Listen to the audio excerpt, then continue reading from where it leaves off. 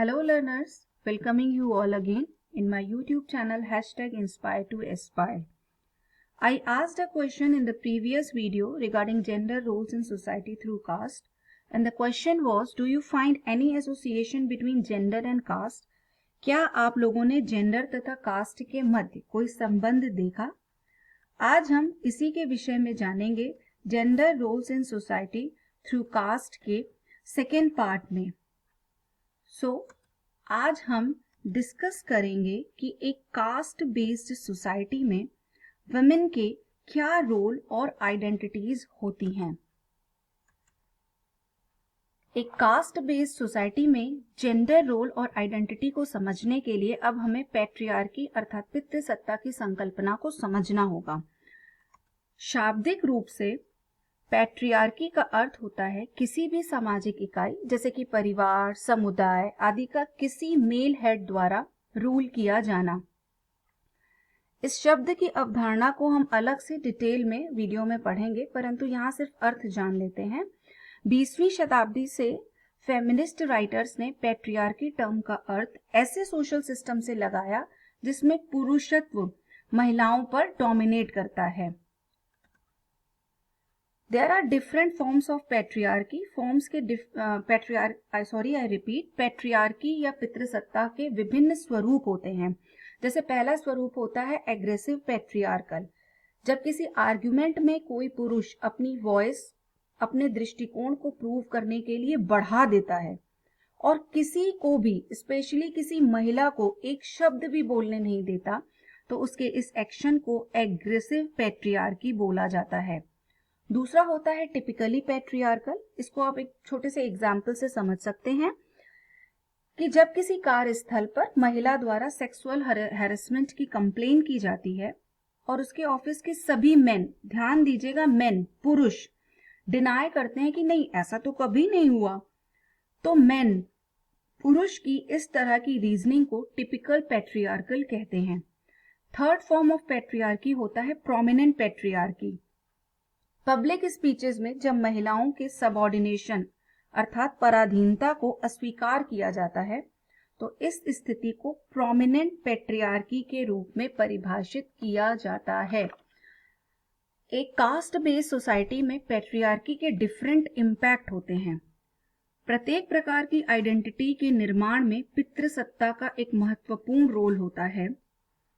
Gender, class और जाति या caste, I repeat, gender, class and caste में कहीं ना कहीं पैट्रियार्की का रोल होता है और ये कहीं ना कहीं पैट्रियार्की से इंटरसेक्ट करते हैं।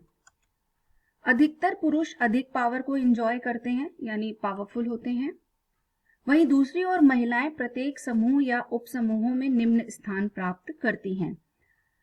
अधिकतर महिलाएं इन असमानताओं को स्वीकार कर लेती हैं जो आइडेंटिटी पॉलिटिक्स में प्रयोग होती हैं। सोचिए, आइडेंटिटी फॉर्मेशन में भी पॉलिटिक्स होती है। Men always try to make their identity superior than women.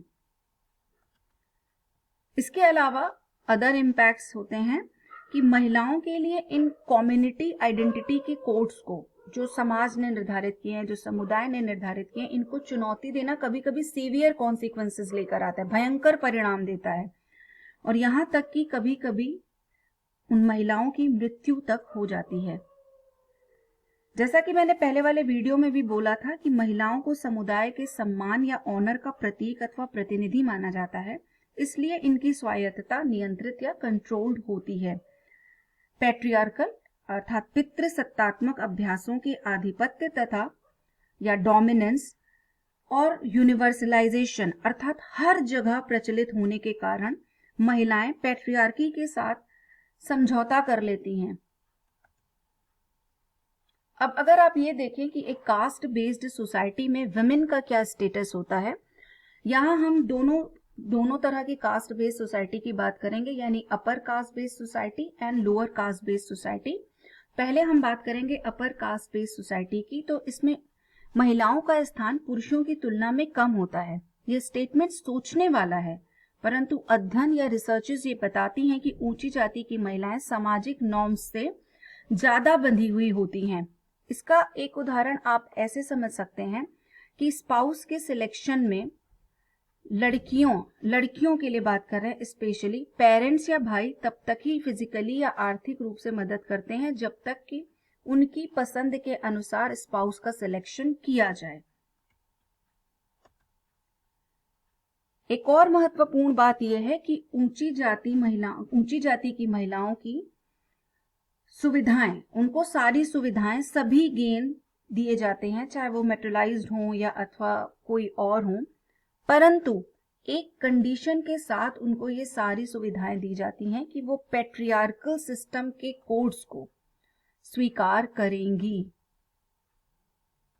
यहां यह भी बताना आवश्यक है कि महिलाओं को ही सारे ट्रेडिशंस फॉलो करने पड़ते हैं, बल्कि पुरुष उन ट्रेडिशंस को स्वयं पर तो लागू नहीं करते, परंतु उन ट्रेडिशंस को महिलाओं से फॉलो करवा के स्वयं को ट्रेडिशन का फॉलोअर मानते हैं। इसका बहुत सिंपल एग्जाम्पल आप देख सकते हैं कि विभिन्न प्रकार के व्रत, तीज, त्योहार जिसमें महिलाओं पर ही उनको फॉलो करने का अधिक कार्यभार होता है।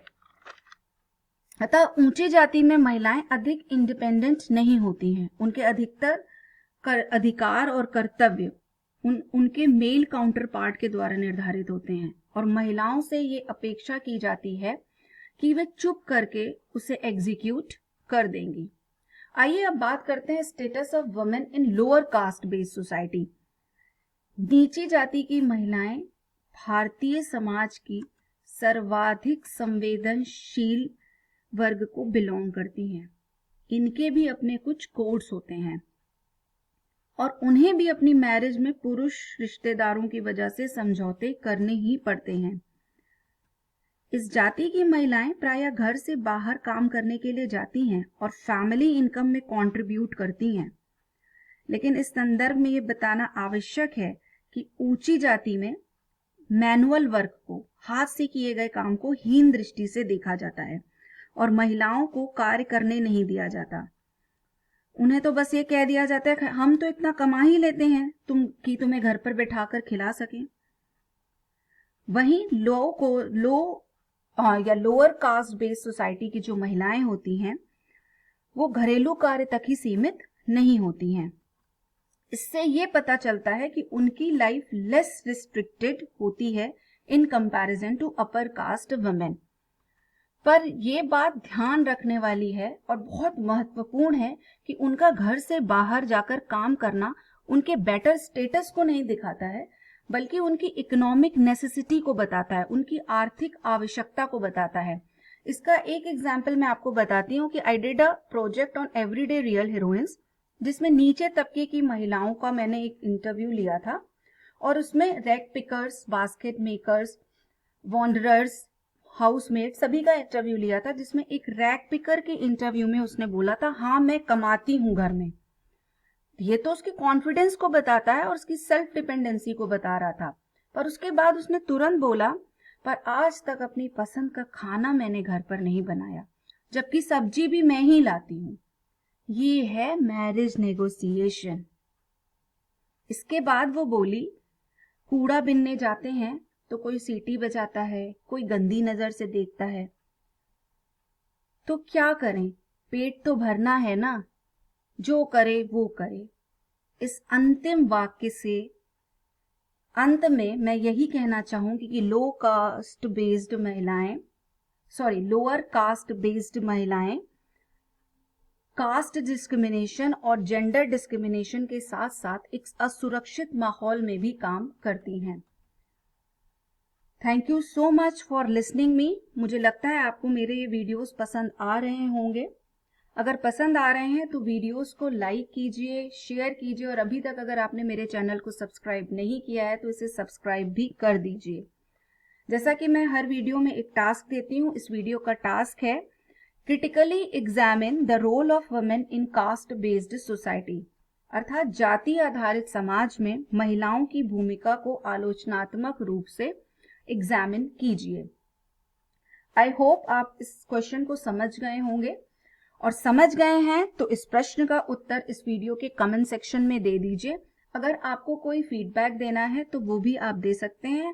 इस वीडियो के कमेंट सेक्शन में मुझे आपके फीडबैक का और आपके आंसर्स का इंतज़ार रहेगा।